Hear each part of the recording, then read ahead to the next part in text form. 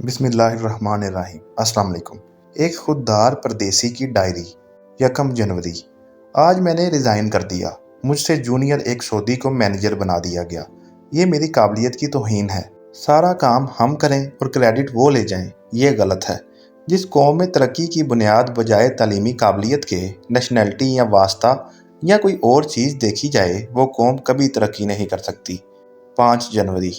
आज शेख साहब ने खुद बुलाकर समझाने की कोशिश की और तनख्वाह 10,000 रियाल कर देने का वादा किया, लेकिन मैं अपनी खुददारी और वक़ार को रियालों के इवज़ बेचना नहीं चाहता। 10 जनवरी। मैंने वापसी की सीट बुक करवा ली। इंशाल्लाह जाते ही कारोबार शुरू कर दूंगा। अल्हम्दुलिल्लाह पूरे 25 लाख रुपए मेरे पास होंगे, जो कि कोई ख्वाबों में भी नहीं सोच सकता कि इतने बड़े सरमाए से वो कोई कारोबार शुरू कर सकता है। मेरे दोनों साले साजिद और हमीद बिजनेस में तजर्बाकार हैं। दोनों की मदद से इंशाल्लाह एक इंडस्ट्री या फैक्ट्री का आगाज़ करूंगा। मेरे अपने बड़े भाई अहमद और नवीद भी दुबई और अमेरिका में हैं। वो भी मदद करने में पीछे नहीं हटेंगे। 2 फरवरी। आज वतन लौटा हूँ। इससे बड़ी नेमत अल्लाह ताला की और क्या हो सकती है कि आदमी अपने वतन में कमाए खाए और अपनों के दरमियान रहे। जो मेहनत लोग बाहर करते हैं, अगर यही अपने वतन में रहकर करें तो ना सिर्फ कफीलों की गुलामी से आज़ाद हो सकते हैं, बल्कि मुल्क भी तरक्की कर सकता है। 15 फरवरी। साजिद के मशवरे पर मैंने इसके साथ 10 लाख लगा दिए। उसने एक ऐसे इलाके में प्लाट खरीदा जो 1 साल में ही 25 लाख दे जाएगा। 25 फरवरी। हमीद कंस्ट्रक्शन के काम में बरसों से लगा हुआ है। मैंने उसके कहने पर 5 लाख उसके साथ लगा दिए। 1 साल में 10 लाख तक वसूल हो जाएंगे। 2 मार्च। बाहर रहकर इतने साल कैब प्राइस चलाई, अब मुसलसल स्कूटर चलाना अजीब लग रहा है। इससे इमेज भी ख़राब हो रहा है क्योंकि सभी दोस्तों के पास कारें हैं। इसलिए हमीद ने अपने एक दोस्त से 2 लाख में एक पुरानी करोला की डील करवा दी। 15 मार्च। जरीना की हमेशा से शिकायत रहती थी कि हमारी शादी के बाद से आज तक हमने कोई दावत नहीं की। हमेशा दूसरों की दावतों में जाकर खा कर आते हैं। हमारा इखलाकी फ़र्ज़ बनता है कि हम भी कभी दूसरों को बुलाएं। इसलिए हमने बबलू की बिस्मिल्लाह कर डाली। हाल का किराया, खाना, स्टेज और वीडियो वगैरह के बुलाकर कुल 1 लाख खर्च हुए। 20 अप्रैल। आज अब्बा जान ने बुलाकर कहा कि शहाना के लिए एक अच्छा रिश्ता आया है। आजकल लड़कों के रेट्स बहुत ज़्यादा हैं।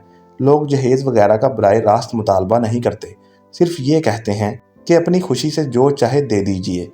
ये एक मक्कारी है। वो रिश्ता बेचते ही ऐसी जगह हैं जहाँ से उन्हें बगैर मुतालबे के ही बहुत कुछ मिल सकता हो। 5 जून। बबलू के रॉयल पब्लिक स्कूल में एडमिशन का एक जरिया मिला है, लेकिन 50,000 डोनेशन के अलावा 25,000 तक प्रिंसिपल समेत दरमियान के लोगों को खिलाना है। बैंक में पैसे ख़त्म हो चुके हैं। 20 जून। साजिद को मैंने जो भी कीमत आए प्लाट बेचने के लिए कहा, लेकिन जवाब मिला कि उस पर जहांगीर पहलवान के लोगों ने कब्जा कर लिया है। उल्टा साजिद मुझसे ही पुलिस कार्रवाई के लिए कम से कम 1 लाख मांग रहा है, वरना केस 2-3 साल खींच सकता है। 25 जून। हमीद से पैसों का इंतज़ाम करने को कहा, लेकिन वो कह रहा है कि बल्दिया वालों ने इल्लीगल कंस्ट्रक्शन का पर्चा फाड़ दिया है। कम से कम 1-8 लाख खिलाना पड़ेगा, वरना कोई ग्राहक प्लाट खरीदने नहीं आएगा और तमीर का काम ऐसे ही रुका रहेगा। बल्कि स्टील और सीमेंट के बढ़ते हुए दामों की वजह से खर्च और बढ़ जाएगा। 10 जुलाई। अब्बा जान को दिल का दौरा पड़ा। फौरी दवाखाने में शरीक करवाना पड़ा। डॉक्टर इस दौर के सबसे बड़े डाकू हैं। फौरी 1 लाख रुपए जमा करवाने के लिए कहा। 25 जुलाई। आज बैंक से 6,000 महाना शरह सूद पर 1 लाख का लोन लेना पड़ा।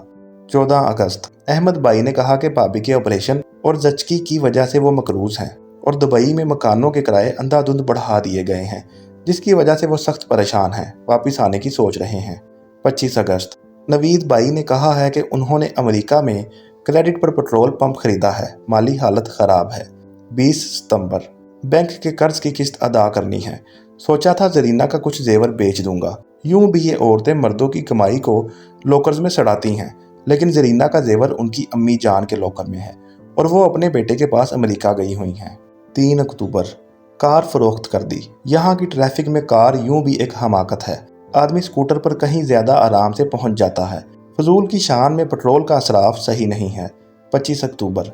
इंडस्ट्रियल लोन के लिए दरमियान के लोग और बैंक मैनेजर 1 लाख रिश्वत मांग रहे हैं। अदा करने पर मकान के कागजात रहन रख कर 25 लाख देंगे और 3 साल में 35 लाख वसूल करेंगे। पता नहीं इस मुल्क में लोग कैसे ज़िंदगी गुजारते हैं। मेहनत और ईमानदारी से जीना नामुमकिन है। 1 नवंबर, आज शेख साहब से वीज़ा के लिए बात की। उन्होंने 1 महीने बाद फ़ोन करने का कहा। 1 दिसंबर, आज फिर शेख साहब से बात की।